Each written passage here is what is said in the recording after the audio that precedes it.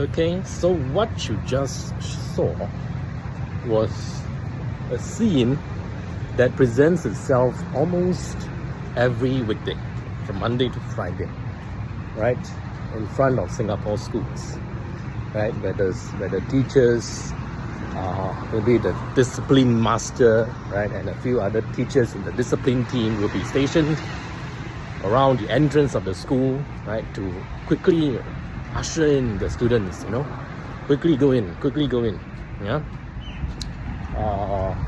Don't be late, right? Almost time already, 2 more minutes, right? And then ending off with teachers saying, no one behind me, no one behind me. This is a very military style, right, of handling this school situation, right?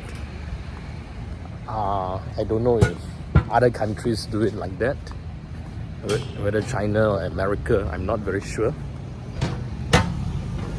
But even if they do, right,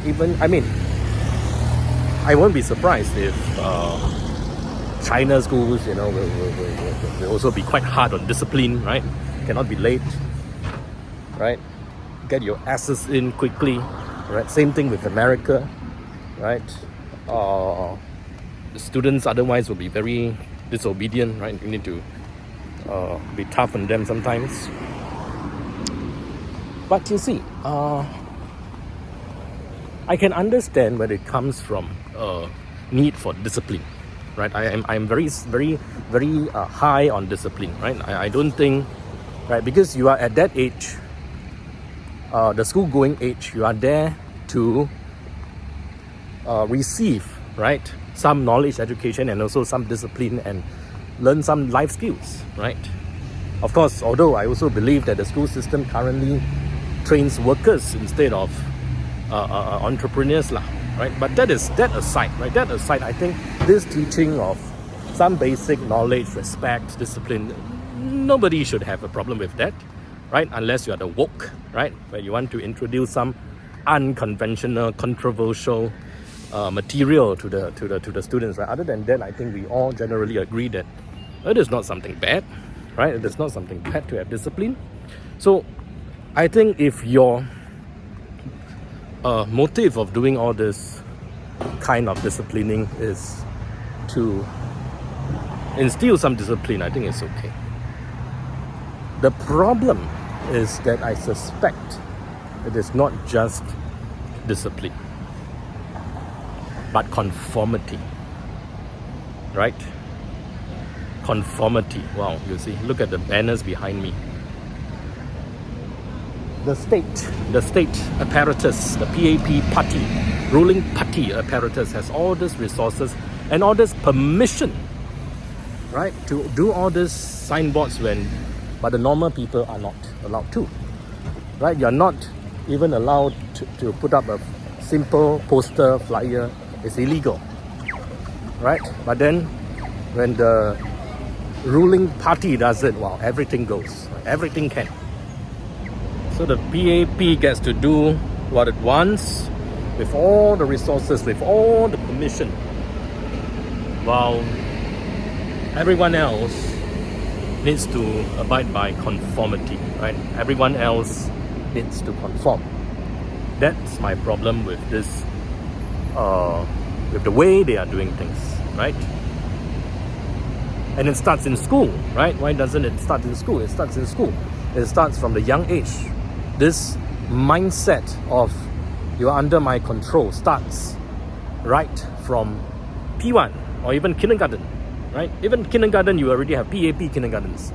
Do you have WP kindergartens? Do you have PSP kindergartens? And I'm not saying we should have WP kindergartens. We should not have any political kindergartens, right? Some people say, oh, Barisan Socialists also used to have their kindergartens, then it closed down, right? No, I don't think education should be political at all, right? Stop this nonsense. Fuck this nonsense. Okay? And kindergarten is one thing, but P1, mainstream education is where they start to really indoctrinate you, right? Not just, it is, some people think, oh, it is the history books, it's the way they write history. Yes, all those things are the very academic parts of it, right? But not just that, right? The way they do things, down to the very details, right, of how they conduct morning assembly, how they conduct weekly assembly, how, CCAs, you have uniform groups. Wow, uniform groups must got quota one, must fulfill one, NCC, I must enroll how many students, NPCC, I must, in the end, the whole school like a uniform group school, No, this is wrong. This is utterly wrong. If nobody wants to join this CCA, close it down, shut it down. Don't force people into it. When I was in NCC, when I was back in school, right, people were forced to join because, the other CCAs, man liao, full already. All the good students all take up the chess club lah, library club lah. Those are got C criteria one. You need to be good in chess, you need to know how to sing, etc. etc. NCC no requirement. So if you can't get into other CCA, too bad. Then you join but forced to, right? Because everyone needs to have a CCA, right? So you join NCC lor, or you join other uniform group lor. This is wrong. This is downright wrong. Okay, and back to my topic on this going to school on time. Right, I have no problem with training discipline, with training people to be punctual. I have no problem with that, right? But the way they are doing it as if, cannot be late, if not, detention.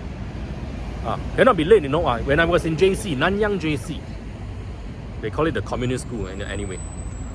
When I was in Nanyang JC, you late, don't know what, 3 times or 6 times, suspend, expel. You see, I know it's good to be punctual, right? But 有没有听过一句话，迟到好过没到 right? If you punish people so severely for being late, people will just take MC. And the doctors will be happy, right? You see, I'm not condoning late coming. I'm not condoning but why do we need to make it into something so big? Right? Because this isn't something, I get what I mean. Like if you're late for your aircraft, the airplane doesn't wait for you. Rightly so. If you're late for school, the teacher also doesn't wait for you. He will conduct his lesson anyway. If you're late, you miss out some parts. Isn't that the personal responsibility of each and every student to be punctual, to want to learn, firstly to want to learn, and then to miss out things. If too bad lah, if you're late, then you've got to be responsible for it. So you just miss out the things lah. So the teacher shouldn't repeat for you, right? But then being late for school is a bit different from being late for your aircraft, isn't it? Right? Being late for school, you miss out some first part of the lesson. You can ask your friends, and then that's where the peer partnership and cooperation comes in also, right?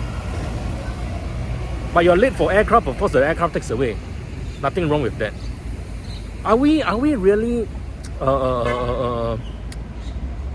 imbuing the right values and the right principles and habits or not, right? Yes, for the important things we want to see the importance there, right? But for things that are not so important, right? Let's say you go to your friend's wedding dinner, you are late, okay, right? In fact, it's Chinese custom, Chinese culture to start late, right?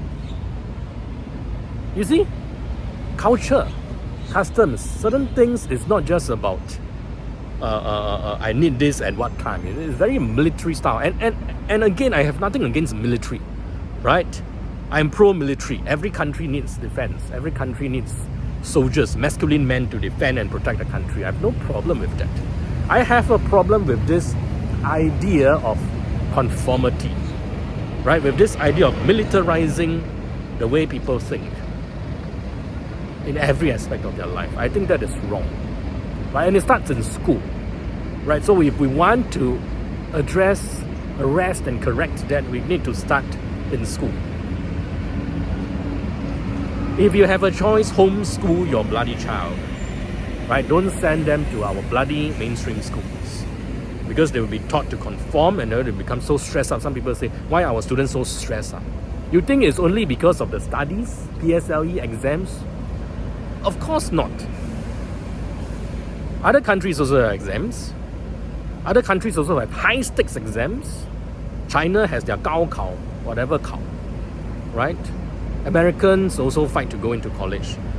And their college is not easy. So why they never stress out until want to die? Whereas our students is like, fail a test, jump from the 12th story. Because we imbue this stupid, mind-blocking conformist idea into people's heads. To make them think that, oh, I make some small mistake, jialat liao. Okay, so in future, in life, also the same. One small little hurdle, one small little setback, one small little so-called failure, jialat liao, give up liao, cannot do, this one cannot lah. In the end, this one cannot, that one cannot, everyone will do what is safe. And what is safe means civil servant jobs. What is safe means some, I don't know. Because private sector, I don't want to talk about it. All flooded with foreigners already. Right? Then what you are left with? What are you left with? Grab delivery lah. Grab delivery. Singaporeans, wake the fuck up and start to resist and to disobey.